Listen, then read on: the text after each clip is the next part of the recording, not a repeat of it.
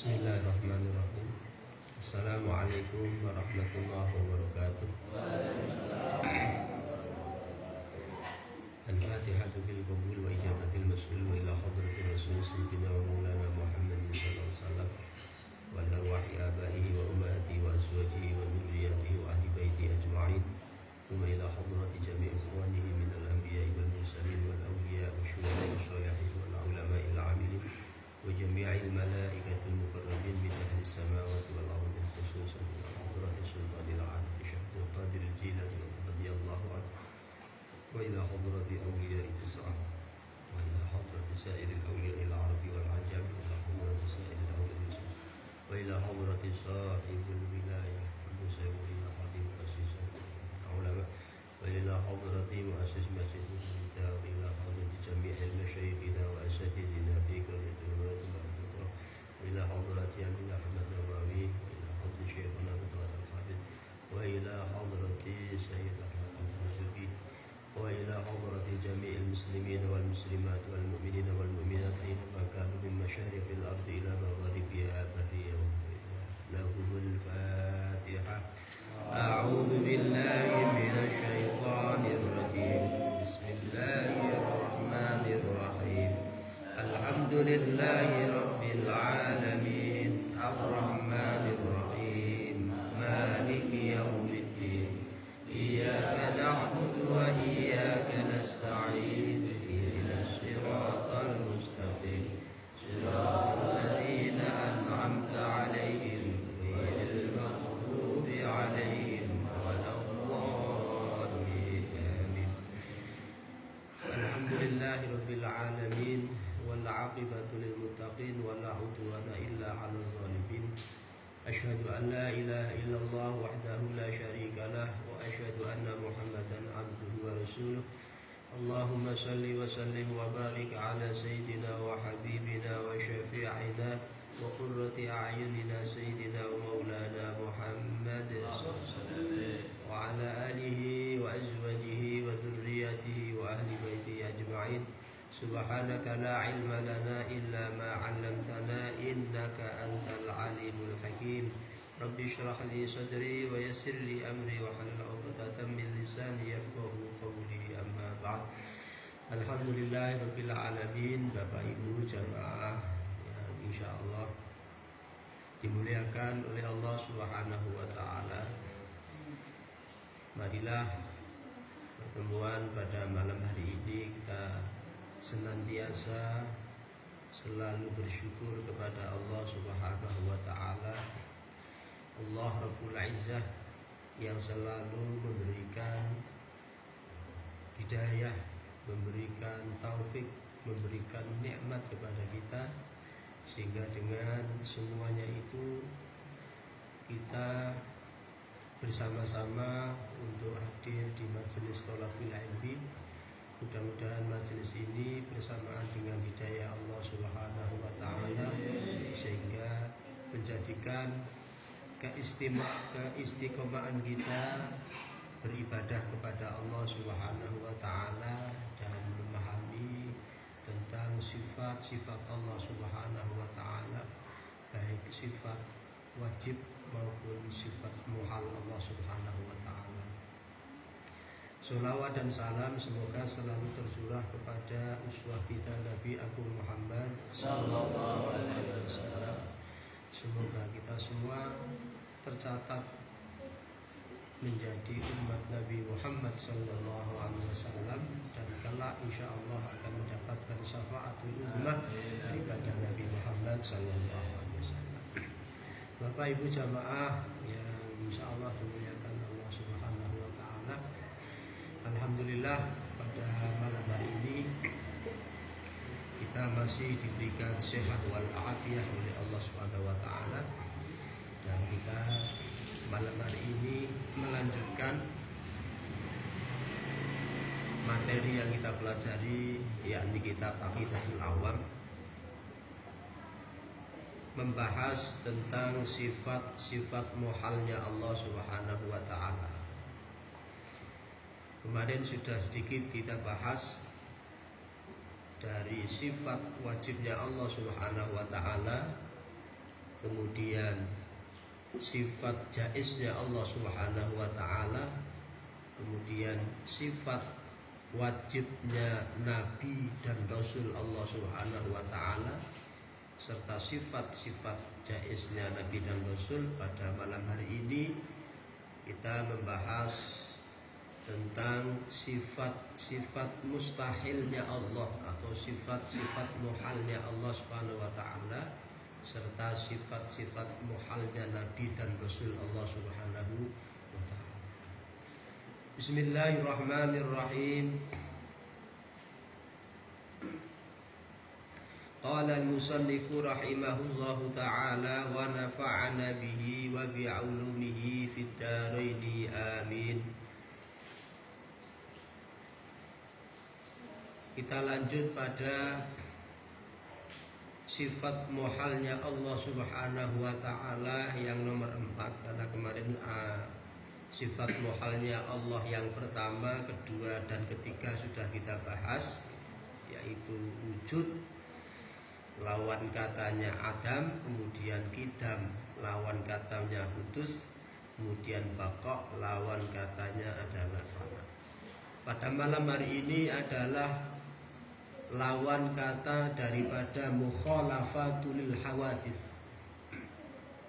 Sifat wajibnya Allah Subhanahu wa taala yang mukhalafatul hawadits, bahwa Allah Subhanahu wa taala memiliki sifat yang berbeda dengan makhluknya. Maka mustahil Allah memiliki sifat mumasalatul hawadits. Ini mustahil. Tidak mungkin Allah memiliki sifat mumasalatul hawadits, yakni sama seperti makhluknya Allah Subhanahu wa taala. Maka sifat ini jelas tidak bisa diterima oleh akal kita. Sebab apa? Laisa kamitslihi syai'un wa huwas samiul basir. Ini dalil naklinya bahwa Allah Subhanahu wa taala muhal atau mustahil memiliki sifat mumasalatul hawadits. Tidak mungkin. Jadi Allah Subhanahu wa taala membuat sesuatu. Contoh, Allah menciptakan makhluk, ya. Misalkan Allah menciptakan malaikat, maka tidak mungkin Allah memiliki sifat yang sama seperti malaikat. Allah tidak akan mungkin sama seperti sifatnya manusia atau makhluk-makhluk yang diciptakan oleh Allah. Sama seperti kita. Kita misalkan membuat kursi, maka orang yang membuat kursi tidak mungkin sama dengan kursinya. Masuk akal betul nih? Tidak mungkin. Kursi sifatnya podo kalau sing padahal kursi niku benda.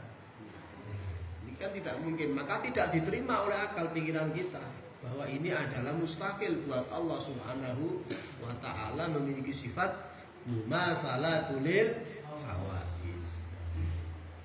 Maka ini pentingnya, ya, kita memahami tentang sifat-sifat Allah, di mana sifat ini tidak masuk dalam akal pikiran kita.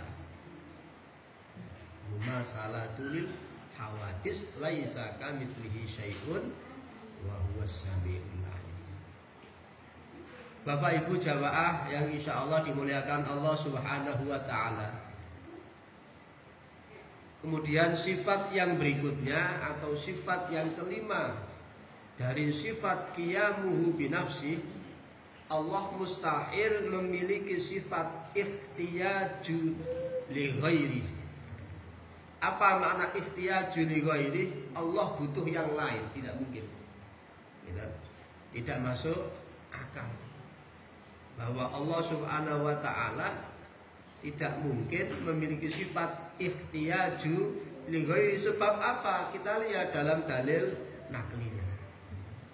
Innallaha la ghaniyun 'anil 'alamin. Ini sifat atau dalil naklinya Allah Subhanahu wa taala bahwa Allah itu adalah mustahil ikhtiyaju li li ghairi. Sebab apa? Allah itu maha kaya.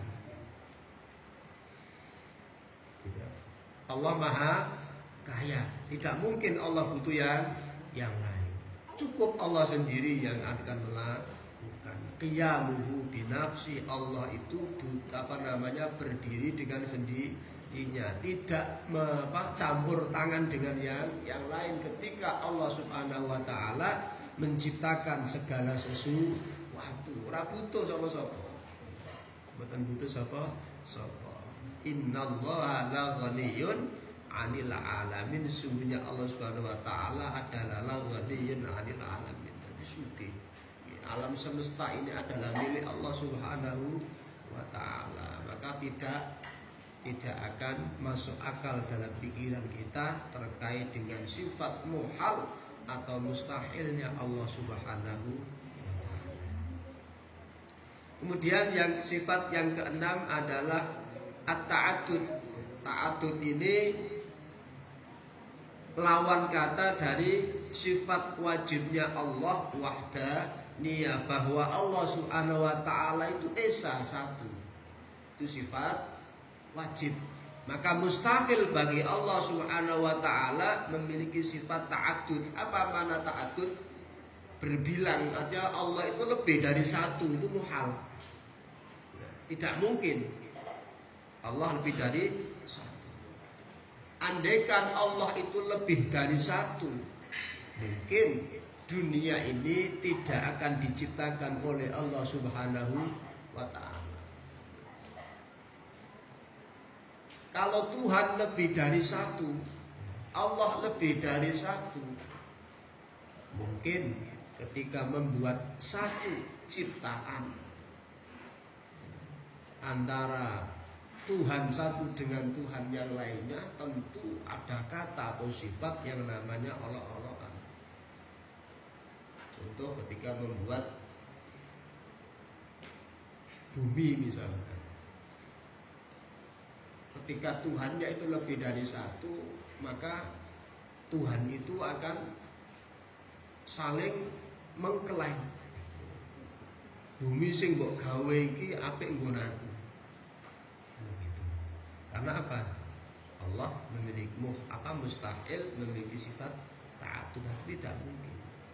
Maka dalil naklinya adalah qul huwallahu ahad. Itu jelas.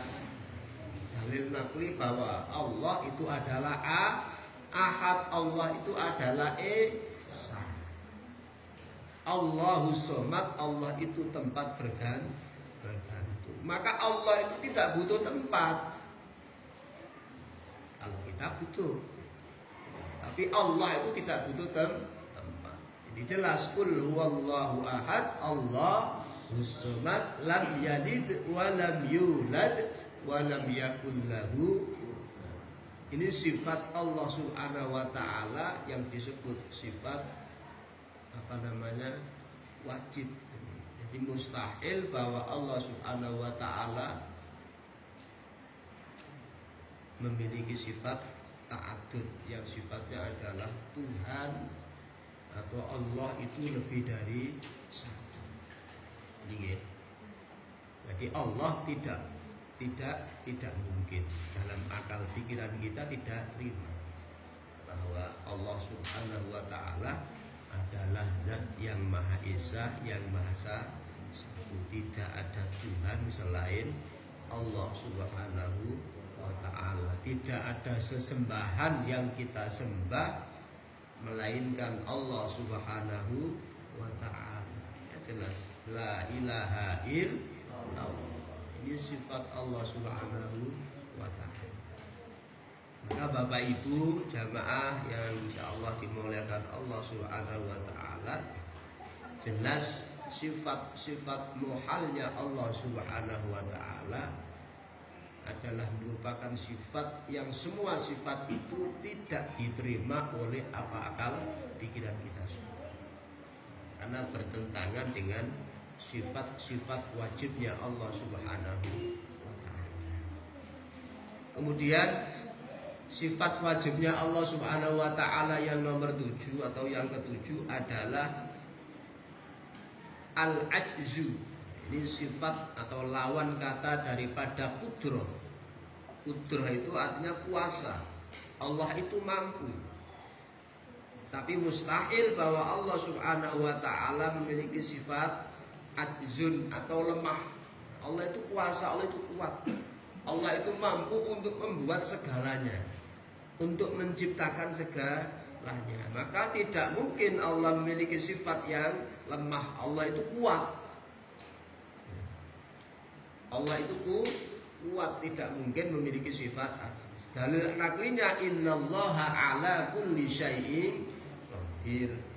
Jadi Allah itu kuat, Allah itu mampu untuk mengerjakan atau menciptakan apa yang Allah subhanahu wa ta'ala inginkan, maka Allah juga akan mampu untuk mewujudkan. Beda dengan manusia, makanya Allah dengan manusia itu berbeda. Maka manusia kadang-kadang tidak kuasa untuk menciptakan segala sesuatu. Meskipun atau misalkan mampu prosesnya, artinya memiliki proses yang sangat panjang. Tapi kalau Allah, kalau sudah berkehendak, kalau Allah sudah memiliki kehendak, maka segala sesuatu akan terjadi secara langsung, tidak perlu pakai proses. Kalau sifat kudrahnya Allah subhanahu wa ta'ala muncul, maka al-ajzu adalah merupakan sifat-sifat muhalnya Allah subhanahu wa ta'ala yang tidak bisa diterima oleh akal pikiran. Sifat ajiz atau sifat lemahnya Allah subhanahu wa ta'ala. Kemudian nomor 8 adalah iradah. Iradah adalah berkehendak. Kalau kudrah tadi kuasa, Allah itu mampu. Kemudian iradah adalah berkehendak. Maka tidak mungkin Allah memiliki sifat al-karoha, yang artinya adalah terpaksa. Tidak mungkin Allah memiliki sifat yang terpaksa, menciptakan makhluknya dengan cara terpaksa, tidak mungkin. Maka ciptaan Allah subhanahu wa ta'ala tidak ada yang gagal, karena tidak ada unsur terpaksa. Jadi ketika Allah innama amruhu idza arada syai'an ayyakula lahu kun. Kalau Allah sudah mengatakan kun fayakun, maka jadilah apa yang telah diinginkan oleh Allah subhanahu wa ta'ala. Maka ini dalil naklinya bahwa Allah itu tidak mungkin muhal memiliki sifat al-karohah, memiliki sifat yang terpaksa. Ini kita, sifat ini tidak dimiliki oleh Allah. Manusia mungkin memiliki, tapi Allah tidak memiliki sifat al-karohah yang namanya terpaksa. Jadi paksa, memaksa untuk membuat segala sesuatu itu tidak. Maka dalilnya adalah innama amruhu idza arada syai'an ayyakula lahu. Itulah ketika Allah sudah kun fayakun, maka jadilah apa yang diciptakan oleh Allah subhanahu wa ta'ala. Nomor 9 adalah jahlun. Jahlun itu lawan kata daripada sifat Allah subhanahu wa ta'ala ilmun. Maka Allah tidak mungkin memiliki sifat yang jahil, artinya bodoh. Ini tidak mungkin. Jelas Allah itu mampu untuk menciptakan alam semesta. Allah akan menciptakan alam semesta dari makhluk yang kecil sampai makhluk yang besar. Maka mustahil Allah memiliki sifat bodoh. Contoh, ada orang membuat rumah yang besar, rumah yang megah. Itu kan juga tidak mungkin sehingga wong bodoh. Mesti sehingga ya wong hebat. Hebat dalam segalanya, terutama dalam hal kemampuan mampu untuk membuat rumah yang megah, rumah yang besar, tentu sudah disiapkan dari awal. Ini kan termasuk orang hebat. Sama seperti Allah subhanahu wa ta'ala tidak mungkin memiliki sifat al-jahlu. Ya ayyuhalladzina amanu la tuqaddimu baina yadayillah.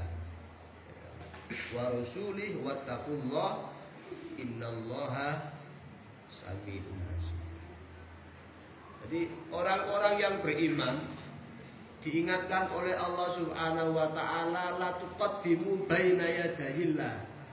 Orang-orang beriman itu diperintahkan oleh Allah, diingatkan oleh Allah tidak boleh mendahului Allah dan tidak boleh mendahului Rasulullah. Ini tidak boleh, makhluk mendahului Allah itu tidak boleh. Menghendaki sesuatu yang sesuatu itu tidak didahului oleh Allah Subhanahu wa taala, maka tidak mungkin. Maka manusia diperintahkan oleh Allah Subhanahu wa taala tidak boleh mendahului Allah dan Rasul. Maka yang terpenting manusia adalah wattaqullah. Manusia diperintah oleh Allah untuk bertakwa kepada Allah. Innallaha sami'un basir. Sesungguhnya Allah Subhanahu wa taala Maha mengetahui, Maha mendengar dan Maha melihat.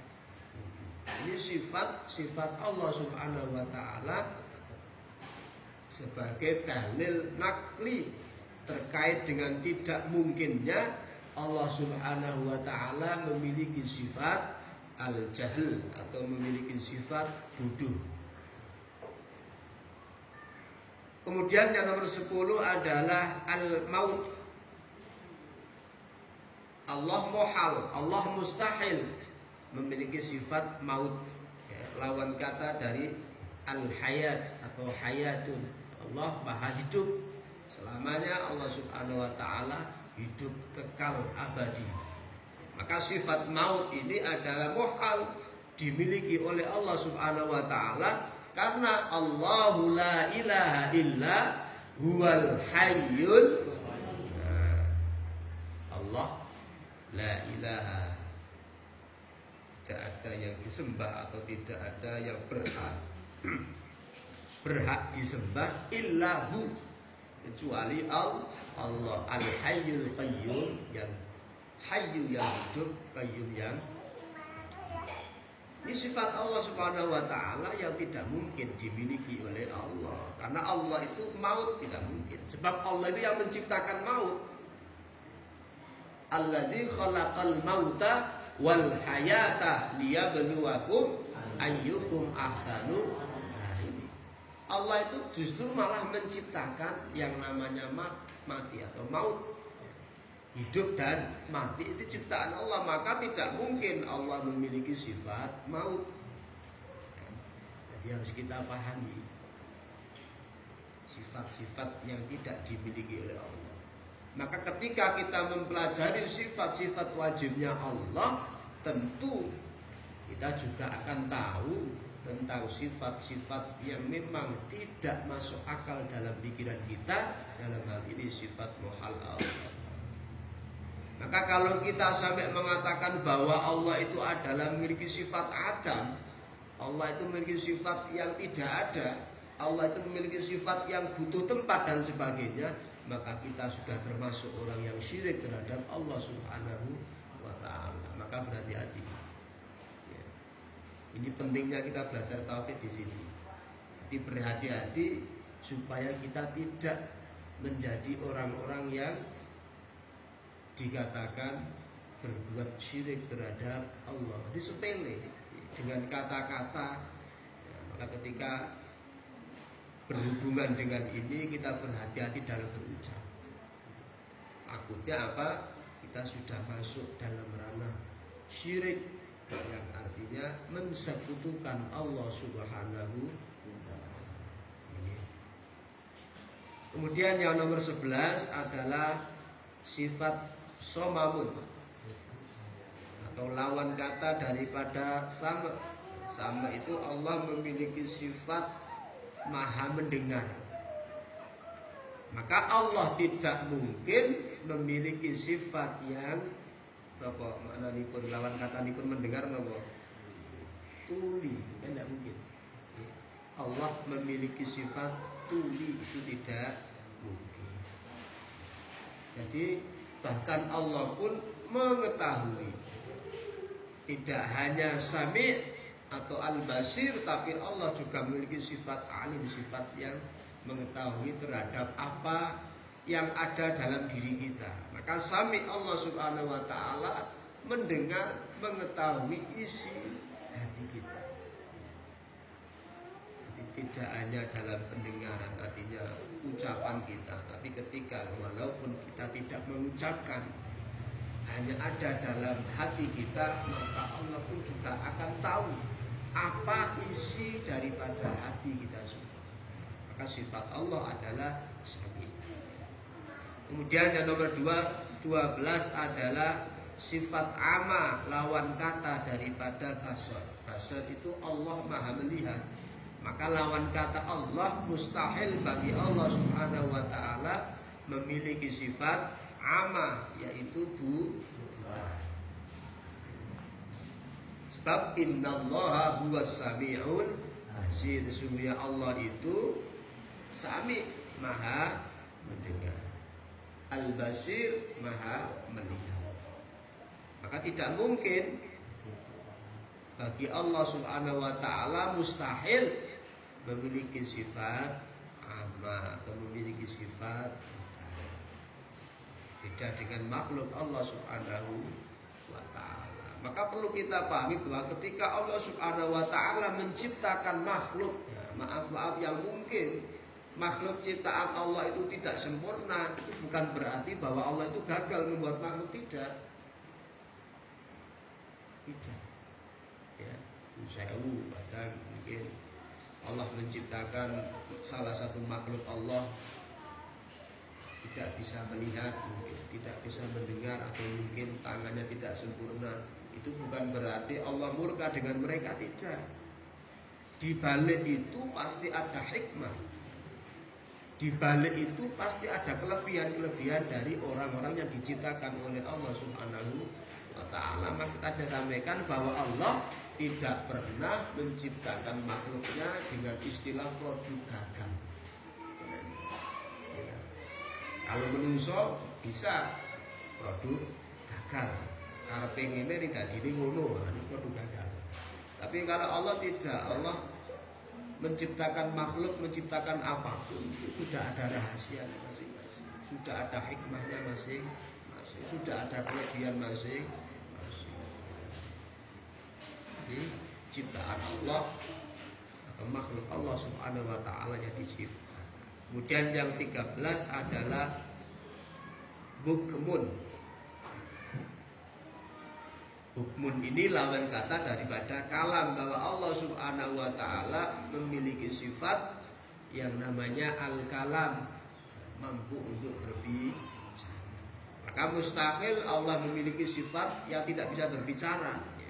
Sebab Al-Qur'annya jelas, wa kallamallahu Musa taklima. Ini menunjukkan bahwa Allah Subhanahu wa taala juga memiliki sifat kalam.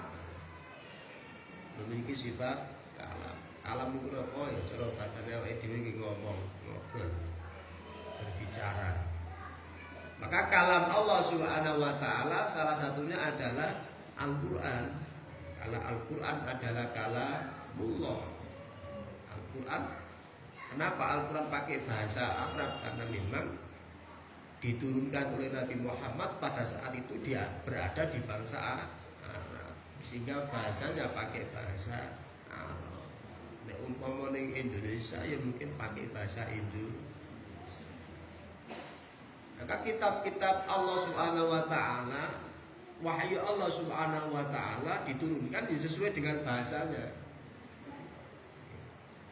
Para nabi, para rasul yang diberikan wahyu Allah sesuai dengan bahasa. Maka bahasa Arab itu dia macam-macam. Ada bahasa Arab Urdu, ada bahasa Arab Amiyah, jadi macam-macam. Jadi kode-kode ning Arab itu bahasa gitu. Nama bahasanya. Kalau orang Indonesia ya ini Jawa, Jawa Timur, Jawa Barat, Jawa Tengah, itu bahasanya wis beda. Jenisnya padha, yang ketika dilafalkan itu beda. Baik itu dari makanan maupun apa, itu sudah berbeda. Nah seperti itu. Jadi padha Indonesia ini kadang-kadang memiliki bahasa yang berbeda. berbicara. Inilah sifat-sifat Allah Subhanahu wa taala, bahwa Allah Subhanahu wa taala memiliki sifat kalam. Mustahil bagi Allah memiliki sifat yang tidak bisa kalam atau al-hukmun, yang berarti Allah itu bisu, tidak bisa berbicara tentang hal itu. Bapak Ibu jamaah yang insya Allah dimuliakan Allah Subhanahu wa ta'ala, maka sifat yang ke-14 sampai sifat yang ke-20 adalah memiliki sifat yang sama dengan sifat yang 7 akhir dari 13. Artinya dari sifat al-karohah, iradah, ajizan di sini adalah ajizan atau kudroh. Ini memiliki sifat yang sama, bahwa 7 sifat yang terakhir dari halaman 13 atau dari urutan ke-13 ini adalah sifat muhalnya Allah Subhanahu wa ta'ala yang ma'ani. Kemudian sifat muhalnya Allah Subhanahu wa ta'ala dari 14 sampai 20 itu sifat muhalnya Allah Subhanahu wa ta'ala yang maknawi. Maka sifat itu memiliki sifat yang sama. Kaunuhu qadiran, kaunuhu muridan, kaunuhu aliman. Di awal tadi tidak kaunuhu qadiran tapi qudrah, maknanya sama. Maka ada istilah ma'ani dengan istilah ma'nawi. Maka yang terakhir ini 14 sampai 20 bersifat ma'nawi. Bapak Ibu, berarti jumlah sifat muhalnya Allah Subhanahu wa ta'ala genap 20. Dari sifat awal kita pelajari sampai hari ini sudah 20 sifat muhalnya Allah Subhanahu wa ta'ala. Sehingga yang kita pelajari kemarin sifat wajibnya Allah Subhanahu wa ta'ala 20 ditambah sifat muhalnya Allah Subhanahu wa ta'ala 20, maka 4. Maka kemarin adalah kitab ini disebut Aqaid 50. Maka jumlah adalah 50. Yang 4 di sifat wajibnya Allah Subhanahu, sifat wajibnya Rasul, kemudian sifat muhalnya Rasul yang akan kita pelajari, sifat muhalnya Rasul. 40 ditambah 8, 48 masih 2 adalah sifat jaiznya Allah dan sifat jaiznya Rasul. Jadi sifat jaiz itu hanya satu. Jaiznya Allah satu, maka jaiznya Rasul itu juga satu. Maka yang selanjutnya kita mempelajari tentang sifat muhal para Rasul,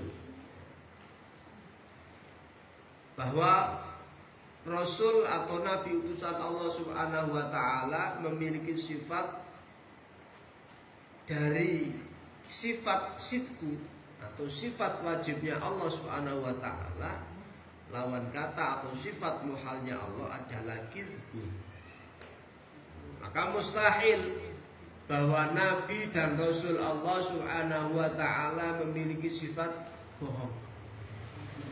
Maka kalau kita pernah mendengar cerita, kalau ada orang mengatakan bahwa Nabi dan Rasul itu pernah bohong, maka perlu dicurigai orang itu.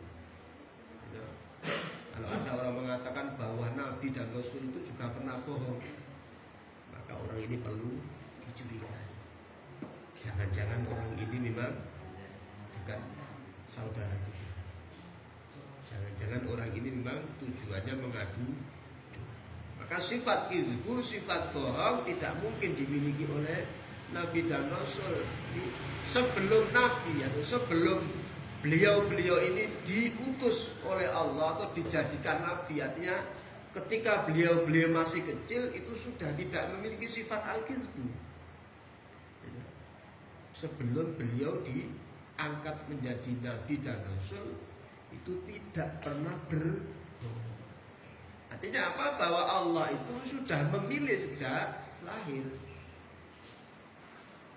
bahwa inilah yang akan menjadi nabi dan utusan. Itu sejak lahir sudah diciptakan oleh Allah. Maka mereka itu tidak akan mungkin memiliki sifat sifat al-kizbu. masuk dalam dakwah, tidak pernah cerita sejarah menceritakan tentang kebohongan-kebohongan para nabi dan rasul Allah, tidak ada. Tidak pernah mendengar, tidak pernah ada yang cerita dari kalangan kita bahwa nabi dan rasul itu tidak memiliki sifat itu. Maka mustahil.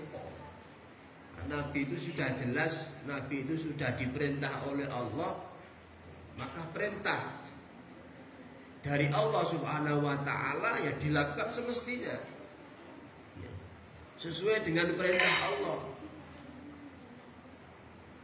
Tidak mungkin melenjani apa yang telah disyariatkan oleh Allah Subhanahu wa ta'ala. Ini tidak mungkin di dalam diri Nabi dan Rasul Allah, sejak Nabi Adam sampai Nabi Muhammad Sallallahu Alaihi Wasallam atau nabi-nabi yang lain itu tidak memiliki sifat al-kizb.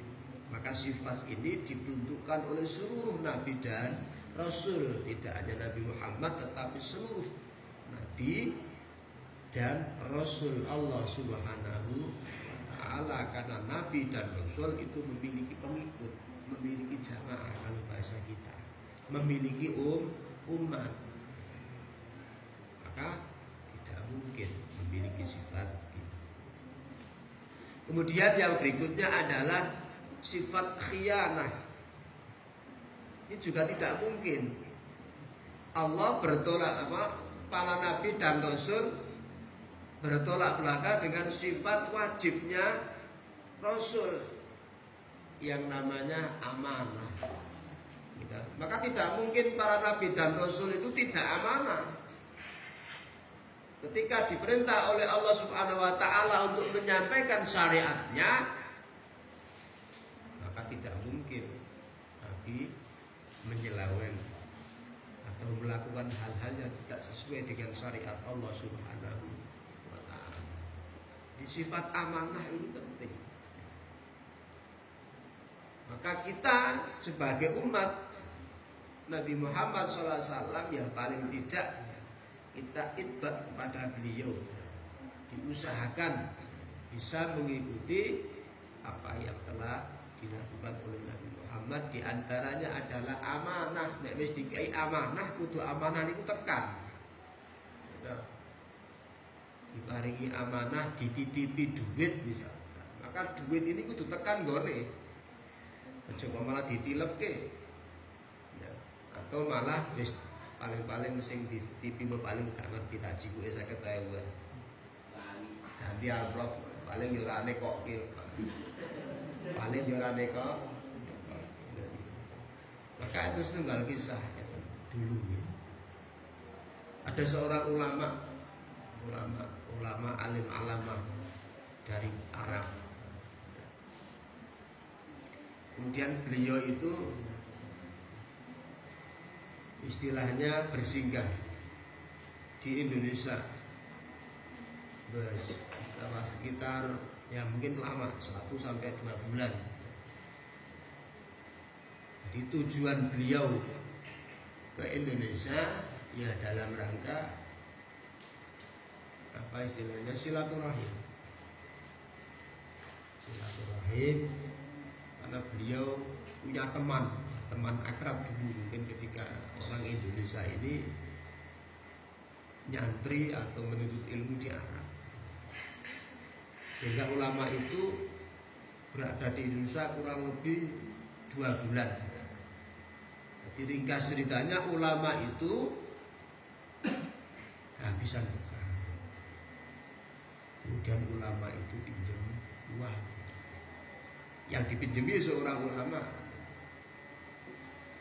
Setelah dipinjemi, butuhnya berapa dikasih. Terus ulama dari Arab bilang, nanti kalau musim haji, nanti akan saya titipkan mungkin di antara jamaah yang ada di sana tadi, mungkin berangkat di sana, nanti bisa disampaikan saya. Nanti saya akan titip uang itu. Maka terjadi ketika bulan haji, seorang ulama tadi menitipkan salah satu dari murid ulama yang ada di Nah, kemudian dititipi duit, pokoknya intinya kuwi aja dibuka. Dan ada tulisannya, ini tulisannya bahasa Arab. Orang nganggo titik, orang nganggo harokat. Harokat yang bingung maknanya artinya apa? Jawabannya orang nganggo titik, orang nganggo harokat. Akhirnya pulang ke Indonesia. Selesai ibadah haji wangsul amplop niku diparingi kali Kiai Indonesia. Pak Kiai kula niku wau angsal titipan saking Syekh wonten Arab. Niki wujudipun amplop mboten kula buka. Ngomongi mboten kula buka. Tidak asli. Ketika dibuka kali Kiai muridnya niku ajeng pamitan, amplopnya dibuka sik kali Kiai. Ketika dibuka, Kiai niku mboten ngitung jumlah duwite, ning maca surat sing ditulis karo Syekh mboten duwite misalnya 700. Ketika ditulis, tulisan itu dibaca, kemudian saya dipanggil, "He santi kirene. Duit iki hitungan." Ini jenenge ulama itu bisa ngerti. Ketika uang itu dihitung, ternyata jumlahnya tidak sesuai dengan tulisan itu. Ini ditanya, "Tri santri, kowe iso maca tulisan iki?" Jawab santri, "Mboten Pak Yai. Iki nek dihitung jumlahnya karo tulisan iki beda." Itu pripun Pak Yai, niki kula mboten buka napa-napa lho. Dijelaske. Tulisan sing enek kertas iki intine Syekh sing ana ning Arab niku berterima kasih kepadaku mengembalikan uang sejumlah uang yang ia pinjam. Zaman semono sekitar 700. Lah kok iki duwite kok cek kurang 50.000. Iki ketok enak aku gak mungkin nek sampai Syekh ngurangi duit iki. Terus duit iki ning endi? Saya mikir akhirnya ngaku nyimpan apunten Pak Yai duit kula pendet. Nah ini kan memiliki sifat apa? Yang tidak amanah. Gitu? Wong duit genah 700 dijikuk 50 ngomongi gak ngerti. Maka ini pentingnya menjadi seorang yang amanah. Maka tidak mungkin para nabi dan rasul memiliki sifat itu. Sifat khianah, berkhianat ini. Biasanya kita kan berkhianat, mengkhianati. Maka tidak mungkin para nabi memiliki sifat itu. Kalau sudah diberi amanah, maka amanah itu akan sampai. Begitu juga kita diberi amanah apapun. Ibaratnya kayak amanah aqua gelas ini paringi kae. Iku kudu diparingi karena ini merupakan amanah. Makanya kalau tidak mau ya ditolak. Nyimpan ampun kalau mboten saged ya itu aman. Daripada ketika amanah itu tidak tersampaikan, maka ketika diamanai itu segera diberikan. Khawatirnya apa? Sing nyai amanah niku delalah teko, kok durung diparingke otomatis apa? Jadi wis gak seneng karena tidak makna sama seperti tadi tadi sudah akhirnya gak seneng. Padahal janjane santri kok janjane itu bagian sangka Syekh. Janjane wis ditulis. Saya wis nulis itu bagian. Tapi karena dia tadi berbuat seperti itu, ya, akhirnya nopo. Bagian di dewe tidak diberikan, maka diberikan kepada orang. Jadi, salahnya dia sebetulnya dikai istilah itu transport, ucapan terima kasih. Tapi karena saya berbuat curang, berkhianat terhadap apa yang diamanahkan, maka akhirnya akan kembali kepada dirinya. Maka inilah sifat muhalnya para nabi dan rasul Allah. Kemudian sifat yang ketiga adalah kitman. Lawan katanya tabligh. Tabligh itu menyampaikan. Jadi Allah, nabi dan rasul tidak mungkin menutup daripada syariat yang diperintahkan oleh Allah. tetap disampaikan apa yang menjadi syariatnya, tidak mungkin menutup atau mengurangi. Misalkan firman Allah Subhanahu wa taala sudah jelas misalkan dikurangi atau ditutup sebagian ayatnya kemudian disampaikan oleh umatnya, maka ini nanti juga akan menjadi sesat. Maka ketika kita membaca, mempelajari, kan harus sampai, harus selesai kan. Ketika kita belajar kan mestinya sampai. Supaya apa?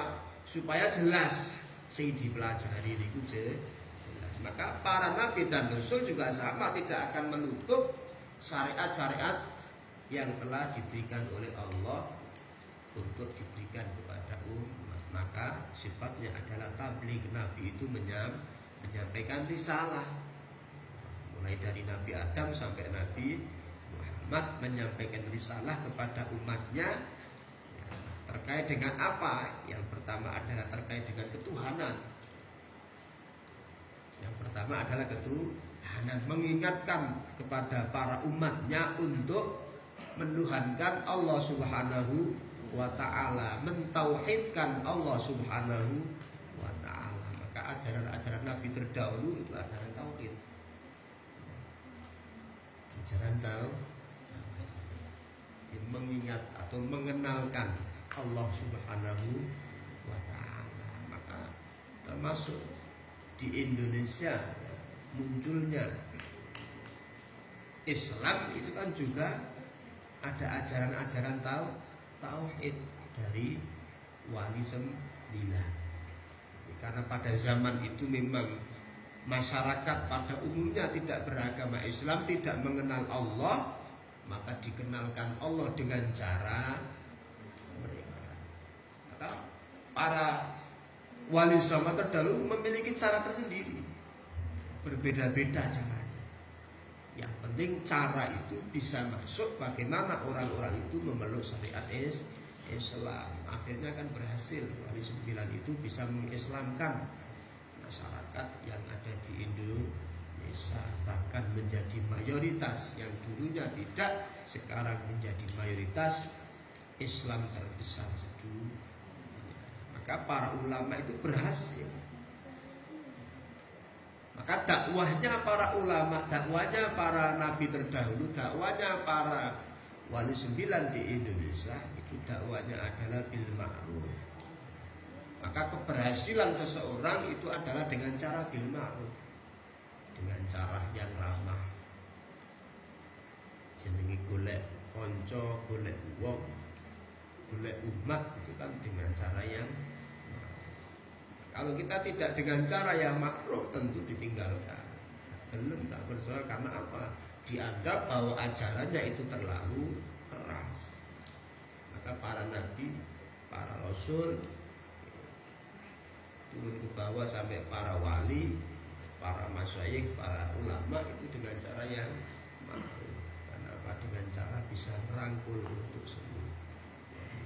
Sehingga sekarang, di zaman sekarang rasanya dakwahnya itu sudah sangat berbeda. Kalau dulu para wali mengislamkan orang, kalau sekarang wis Islam malah dikafirkan.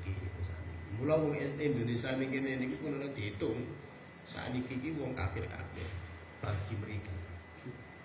Dia mengatakan bahwa sidik kafir, maka wong sing dikafirke iki berarti kan kafir. Itu bagi mereka. Bahkan orang-orang yang sudah mengatakan kafir, maka dia juga kafir. Kata Nabi, man kafara kufru fa huwa kafirun. Barang siapa mengkafirkan golongan lain atau orang lain, maka dia juga termasuk orang kafir. Berarti Indonesia kafir-kafir. Ketika orang mengatakan seperti itu, ya. Maka dakwanya berbeda. Bisa iso diislami, saiki jelas-jelas Islam, sholat, sing disembah padha, ning ketika beda paham, beda amalan, kafir. Neraka. Emangnya neraka ndek bae dhewe. Kan gitu. Maka para nabi, para rasul, para wali, para ulama dakwanya adalah bil ma'ruf, akhirnya berhasil. Makanya betul sekarang kan banyak orang yang ketakutan. Jadi ketika masuk Islam yang kalah dengan cara anarkis, maka tidak jadi ada takut. Alhamdulillah kita sebagai seorang dai, kita semuanya ada seorang dai, seorang pendakwah.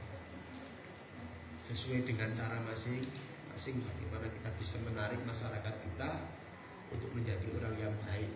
Maka dengan cara dakwah kita yang bil ma'ruf. Maka dengan cara bil ma'ruf maka akan tentram. Dengan cara tidak ma'ruf maka akan timbul masalah baru. Janjane apik karepe. Janjane apik. Tapi dengan cara yang tidak ma'ruf, dengan cara tidak baik, maka akan muncul sesuatu yang tidak baik akhirnya. Tambah masalah, untuk selesai masalah dengan cara yang tidak baik, maka masalah bertambah. Inilah sifat-sifat yang tidak dimiliki oleh para nabi Allah dan Rasul. Sifat ini adalah tidak mungkin. Maka yang mungkin adalah sifat tablighnya Allah Subhanahu wa ta'ala. Kemudian yang terakhir bahwa mustahil atau muhal para nabi Allah dan Rasul Allah memiliki sifat baladah. Lawan kata dari fatona. Baladah berapa artinya? Baladah itu bodoh. Nah, tidak mungkin para nabi dan Rasul memiliki sifat yang bodoh. Padahal sudah jelas di situ bahwa para nabi dan Rasul memiliki umat, memiliki jamaah, mengajarkan syariat. Di sini dianggap sebagai memiliki sifat al-baladah, maka tidak mungkin terjadi kepada para nabi dan Rasul Allah. Karena nabi dan Rasul Allah itu sudah manusia atau makhluk yang dipilih oleh Allah. Maka tidak mungkin. Yang mungkin dimiliki oleh nabi dan Rasul adalah fatonah, memiliki sifat cerdas, memiliki sifat yang cerdik dalam berdakwah, dalam mengatasi masalah, dalam mengatasi persoalan. Makanya para nabi dan Rasul juga memiliki sifat apa? Bijaksana. Nabi Muhammad itu memiliki sifat yang bijaksana. Siapa yang bertanya, maka Nabi akan bijaksana. Siapa yang jawabannya juga bijaksana. Artinya apa? Bahwa Nabi Muhammad atau nabi-nabi yang lain memiliki sifat itu. Bijaksana itu dimiliki oleh mereka. Sifat fatona dimiliki oleh para nabi dan Rasul. Maka jauh atau kita buang sifat muhalnya Allah yang di sini adalah baladah, itu tidak mungkin bisa dicerna oleh akal kita karena sudah jelas bahwa nabi dan Rasul adalah utusan Allah. Kalau sudah menjadi utusan Allah itu sudah dianggap mereka itu adalah memiliki kecerdasan. Nggak mungkin kan Allah memilih orang yang bodoh dijadikan seorang pemimpin. Terus jadi opong ke umat ya. Maka sifat fatona itu dimiliki oleh seorang pemimpin dalam hati Nabi dan Rasul. Nah, bagaimana kita sebagai seorang pemimpin setelah Nabi dan Rasul Allah? Ya juga kita memiliki sifat fatona. Dalam hati adalah dalam berdakwah yang memiliki sifat cerdas, dalam menganalisa, dalam mensikapi persoalan. Jadi kalau tidak memiliki sifat fatona tidak mungkin bisa. Maka ini pentingnya kita mempelajari sifat wajibnya Allah, sifat muhalnya Allah, sifat wajibnya Rasul, dan sifat muhalnya Rasul Allah. Ya alhamdulillah untuk pada malam hari ini sudah genap 50 terkait dengan sifat wajib Allah, sifat wajib Rasul, sifat muhal Allah, sifat muhal Rasul, sifat jaiz Allah, dan sifat wajib Rasul. Bapak Ibu yang insyaallah dimuliakan Allah Subhanahu wa taala, iki mawon menika kajian pada malam hari ini, insyaallah nanti kita lanjutkan pada kajian yang berikutnya. Mudah-mudahan kita selalu diberikan kesehatan